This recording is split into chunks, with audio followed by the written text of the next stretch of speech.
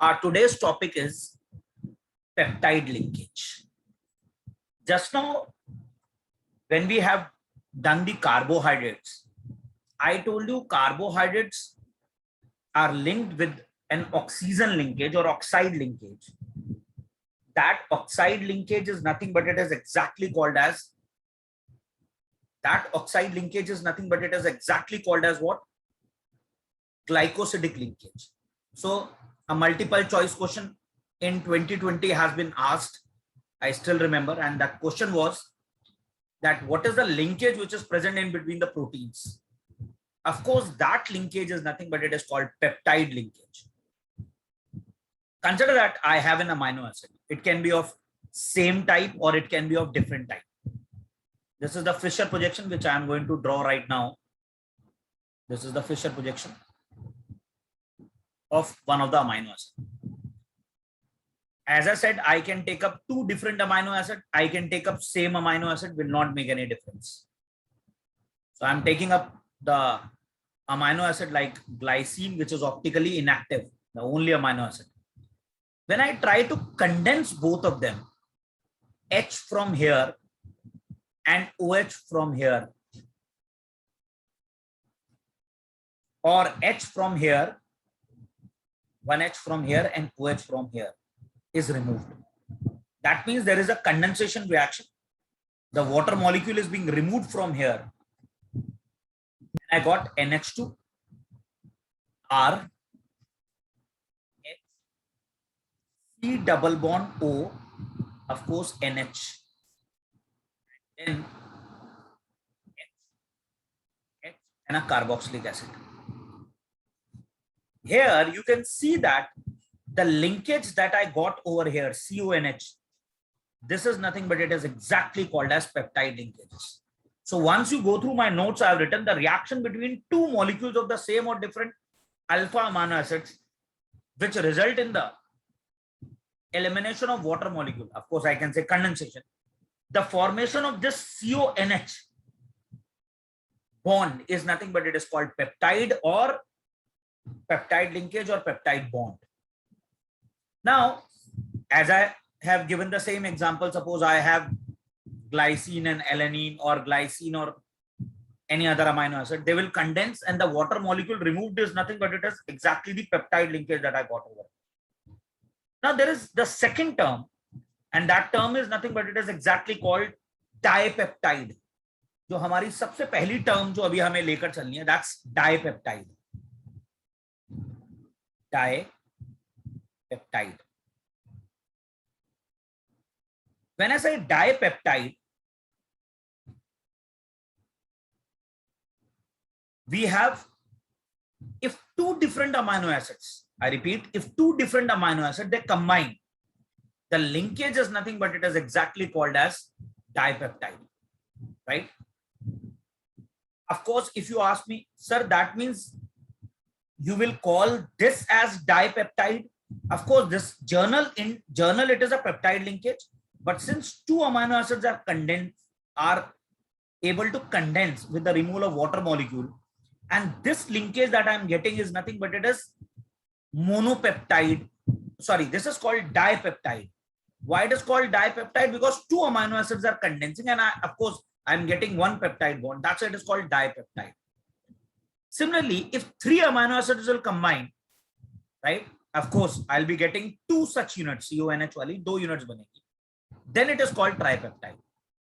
When 4 will condense, 5 will condense, 6 will condense, you will be able to get tetrapeptide, pentapeptide, hexapeptide, and so on.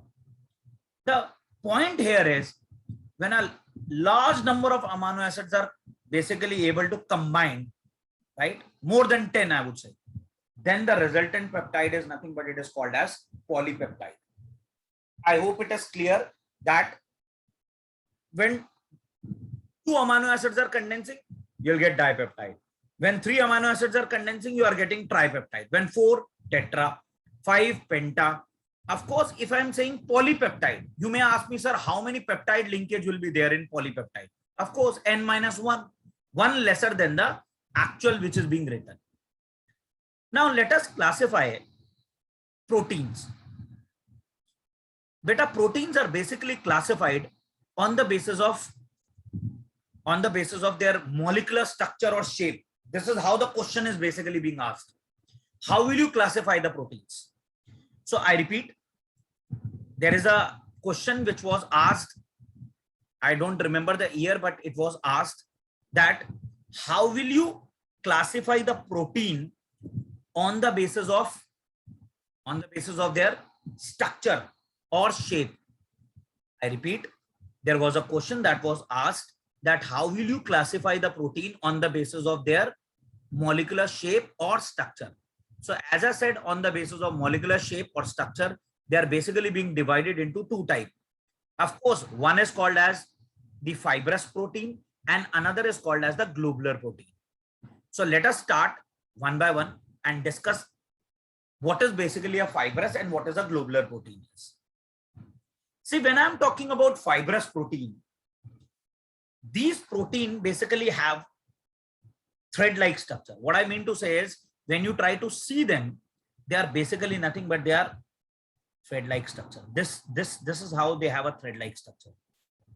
This is how they have a thread-like structure.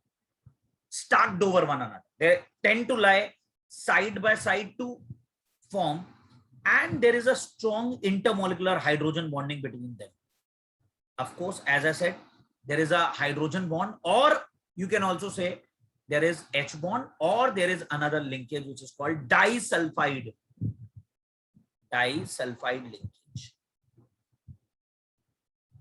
I repeat. So we have disulfide linkage or we have a thread-like structure. Now, when I talk about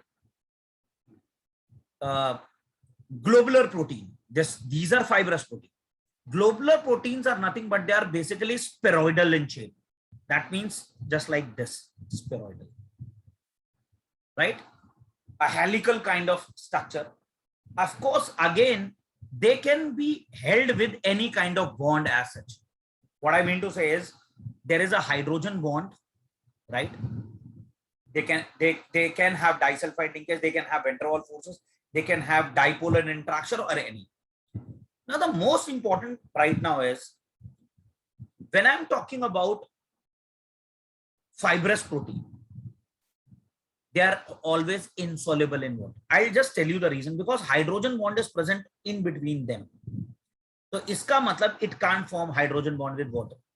मगर बेटा इसमें क्या होता है, ये जो protein आपका globular protein है, इस ग्लोबुलर प्रोटीन में इसका सबसे बेस्ट एग्जांपल है blood. Blood is the best globular protein that is known to अस.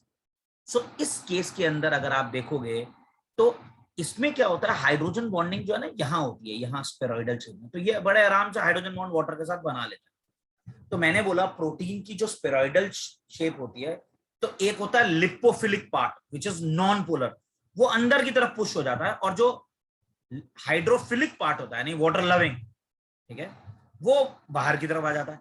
तो इसलिए ये हाइड्रोजन बॉन्ड बना लेता है वाटर के साथ. Although I don't think they will ask the reason from you, but still I am discussing that they are insoluble in water because they can't form hydrogen bond with water, but they can form hydrogen bond with water. Best example of fibrous protein.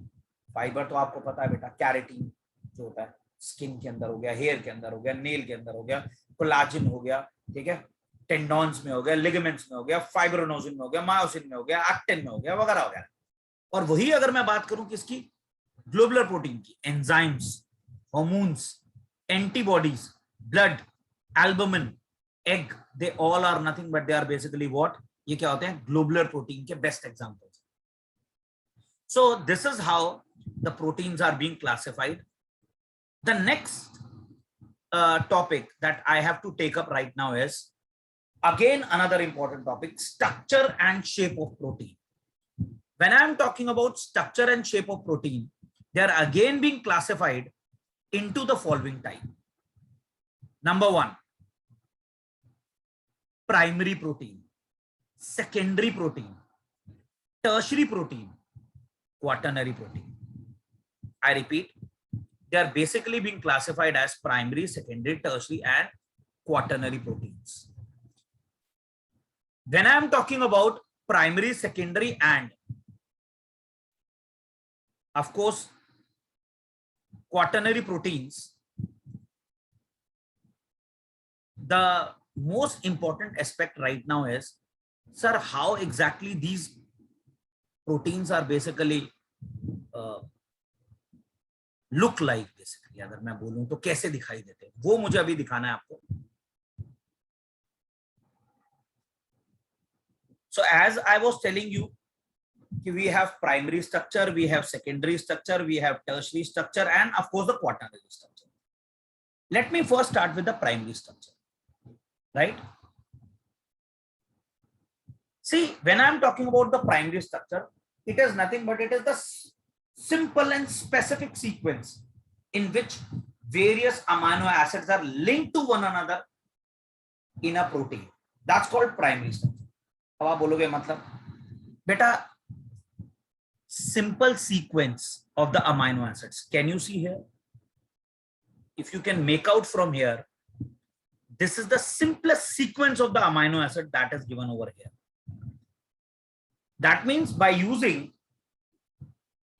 the simplest structure of any amino acid, whether by taking the essential or non-essential amino acids, right? The sequence that is obtained is nothing but it is exactly called as a primary structure. I repeat, that's called primary structure of the protein. Now, let us go to the secondary structure. I always used to give a very simple example. Primary structure का बड़ा simple सा मतलब है कि एक sequence of amino acid, आप देख लो एक सीक्वेंस ऑफ अमाइनो एसिड है, ठीक है, एक सिंपल सी सीक्वेंस, मगर जब आप उसे फोल्ड करना स्टार्ट करोगे तो वो बन जाती है सेकेंडरी स्ट्रक्चर.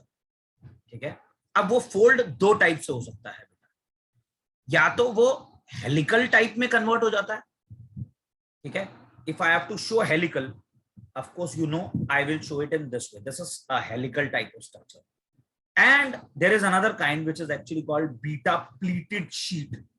ये ऐसे कुछ, ये है ना, ये इसको बोलते हैं बीटा प्लीटेड शीट, यानी ऐसे ऐसे. ये अभी हमें सीक्वेंस का डायग्राम याद नहीं रखना, हमें सिर्फ आइडिया लेना. So if I will ask you what is a secondary structure, it refer to the shape in which, अभी हमने जो प्राइमरी स्ट्रक्चर की एक लॉन्ग पॉलीपेप्टाइड चेन ली थी बेटा, अगर मैं उसको थोड़ा सा फोल्ड कर दूं, उसे क्या करूं, फोल्ड कर दूं, तो जो वो चेन बनती है बेटा, that is nothing but it is exactly called as what, secondary structure. अब वो दो पार्ट्स में डिवाइडेड होता है, मैंने बोला पहला अल्फा हेलिकल और दूसरा क्या बोला, beta pleated. If I am talking about alpha helical, alpha helical क्या होता है, if the size of the side chain यानी alkyl group is large, the bonding here is intramolecular hydrogen bonding that is formed between carbon and oxygen of one NH2 and NH. What I mean to say here is कि अगर मैं आपको ये shape दिखाने की कोशिश करूं तो आपको समझ में आ गया होगा मैं क्या बता रहा हूं. ये देख रहे हो, ये और यहाँ जो NH है, इनके बीच में जो है ना हाइड्रोजन बॉन्ड बन रहा है. ठीक है, ये रहा NH और ये रहा, इनके बीच में जो है हाइड्रोजन बॉन्ड बन रहा है. That's I called this as intra. I called it as intramolecular hydrogen bonding, intramolecular H bond, right? On the other hand, see the chain giving right a alpha helical structure to the protein molecule. Example है keratin, जो hair में होता है, nail में होता है, वूल में होता है, स्किन में होता है. ठीक है, ये वूल स्किन मायोसिन एंड मसल्स के अंदर होता है. ठीक है, that's the best example of your what alpha helical structure is. जो बेसिक डिफरेंस है ना वो यही है कि अल्फा हेलिकल में इंट्रा, जबकि बीटा प्लेटेड में क्या होती है, इंटरमोलिकुलर हाइड्रोजन बॉन्डिंग होती है. ये सबसे बड़ा डिफरेंस है जी जो पेपर में आता है, इसीलिए I have written this in the form of a difference. But if I am going to what a beta pleated, as I have just now shown you the shape, ये देखिए, ये रहा, ये विद इन द मॉलिक्यूल नहीं बन रहा, between the two molecules hydrogen bond बन रहा है. अगर आप देख रहे हो, ये अगर थोड़ा सा देखना, अगर मेरी आंखों से देखो बेटा, तो आपको दिखेगा ये शीट मैंने बनाई थी ऐसे, और इनके बीच में इंटरमोलिकुलर हाइड्रोजन बॉन्डिंग है। जैसे वहां इंट्रा थी, with in the same molecule, between the same molecule, ये है इन बिटवीन द मॉलिक्यूल्स, ये with in the same molecule, ये बिटवीन, तो इसलिए ये इंटर है। तो ये है सबसे बड़ा डिफरेंस, अल्फा हेलिकल में इंट्रा और इसमें इंटरमोलिकुलर हाइड्रोजन बॉन्डिंग होती है। सबसे इंपॉर्टेंट डिफरेंस जो आता है ये रहा। If the size of alkyl group is moderate, the polypeptide chain will contract and a little giving beta pleated shape, ठीक है, shape like structure to the protein. Example silk protein like fibronin, ठीक है, fibronin या fibroin, ठीक है। अब आ जाओ tertiary structure. बेटा मैंने बोला था अगर मैं और थोड़ा कॉइल्ड स्ट्रक्चर की तरफ जाऊंगा, ऐसे अल्फा और बीटा के अलावा आएगा नहीं, अगर मैं और ज्यादा कॉइल्ड स्ट्रक्चर की तरफ जा रहा हूं तो that is nothing but it is tertiary structure. और अगर मैं बिल्कुल बहुत ज्यादा क्लमजी सा स्ट्रक्चर बना दूं बेटा, that's called quaternary structure. So as such I don't think somebody will ask you about tertiary and quaternary structure, but still I have written protein exists as an assemble of two or more polypeptide chain called subunits. Quaternary structure refer to the number of subunits in their spatial arrangement with respect to each other in an arrangement of the protein. So this we have already done, right?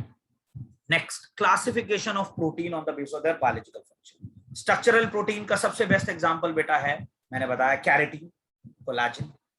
Nutrient और storage protein का example है gluten, ठीक है, albumin, casein milk के अंदर। Transport protein haemoglobin, ठीक है, lipoprotein also. Enzymes अभी हमारे कोर्स में नहीं है मगर मैं बता रहा हूं, आपको पता है एंजाइम्स के नाम, pepsin, trypsin, chymotrypsin. Regulatory proteins भी हमारे कोर्स में नहीं है, जैसे हार्मोन्स आ गया, ठीक है, या डिफेंस प्रोटीन होते हैं हमारे एंटीबॉडीज। प्रोटीन का सबसे लास्ट और फाइनल टॉपिक है ये वाला जो मैं अब पढ़ाने जा रहा हूं, and it is basically called as native state of a protein. ये क्या होता है native state, right?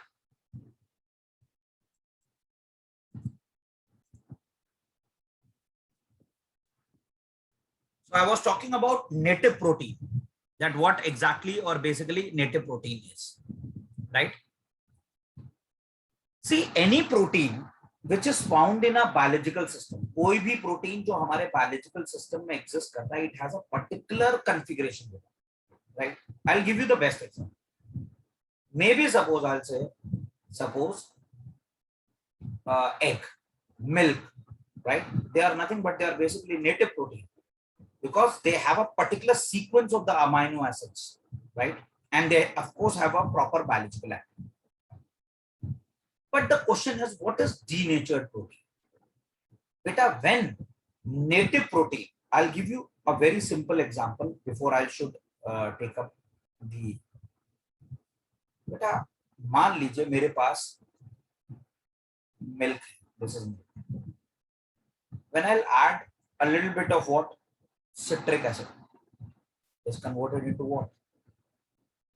Maybe I'll say cheese, right? This is nothing but it is basically called as what? Denaturation of milk. Milk may, if I'll add a little bit of what? Lactobacillus, curdling of the milk, I would say. So what will happen? It has been converted into curd. That curd is again the best example of what a denatured protein is. So what I was trying to tell you is, whenever a native or a globular protein is subjected to the change in any of the physical property, maybe you change the temperature, you change the pH, right? It will try to coagulate or precipitate. But the point is, beta, it is going to lose its what? Biological activity. What may अपनी biological activity lose कर देगा, that's basically called as denaturation of proteins. Curdling of milk, which is caused due to the formation of lactic acid by the bacteria present in milk, that's basically called as what? What is that called as? What is that called as? That is nothing but denaturation of proteins. अब मैंने आपको बताया था, when I was teaching you about egg, बेटा हम usually क्या बोलते हैं, जब हम एग को बॉईल करने के लिए रखते हैं तो हम पूछते हैं where does the water goes? ये पानी कहाँ गया भाई?